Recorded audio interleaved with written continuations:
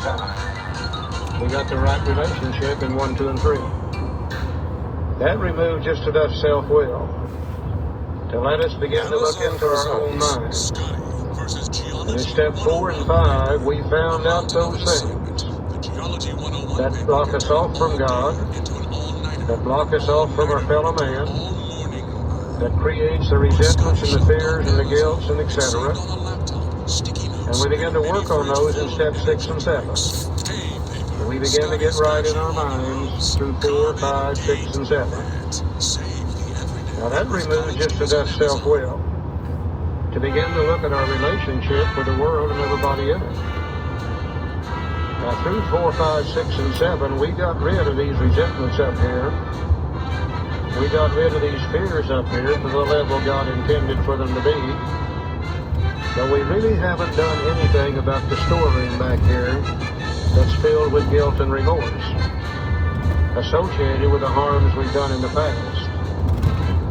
And if we want to get right in the physical dimension, our relationship with the world and everybody in it, it's long been known that the way you do that is to make restitution for the things done in the past. Then the guilt and the remorse begins to disappear.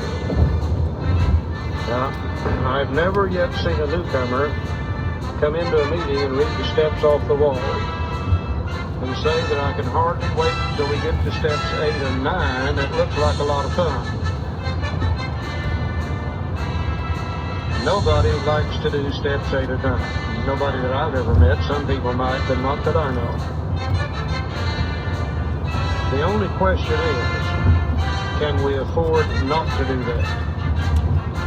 It looks like it. Car on shoulder reported ahead. Just kind of keeps chewing at us.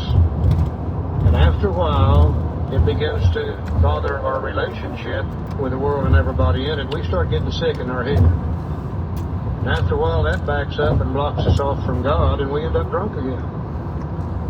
You know, when we read the foreword to the second edition, it sounded as though Dr. Bob never took another drink after Bill visited with him the first time. That isn't true. Dr. Bob had one more drunk left in him. Not too long after Bill called on him, and they began to try to work with people, Bob found it necessary to go to a medical convention, and his wife Ann begged Bill not to let him go. Said, Bill, if he goes over there, he'll get drunk. He does it every year. And Bill said, let him go. He's got to learn to live in society where there's always going to be plenty of alcohol. Bob went to the medical convention, got drunk, came back to Akron, showed up at his nurse's home. She called Ann, said, come and get him. He's drunk. And said, get him sobered up. He's got surgery in the morning. He's the only doctor on staff right now that can do this particular surgery. Dr. Bob was a proctologist. Whatever your procto is, I'm glad he wasn't working on mine the next morning. I know that. They went over and got him and brought him back to Dr. Bob's house, and they coffeed him and they walked him and they sobered him to the best of their ability.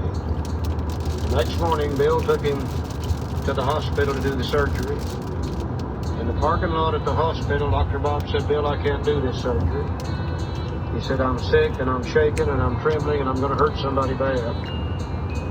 Bill reached in the back seat of the car, got out a bottle of beer, popped the top on it, said, drink this and you'll be okay. Dr. Bob drank the beer, went upstairs, did the surgery, and sure enough, it came out okay.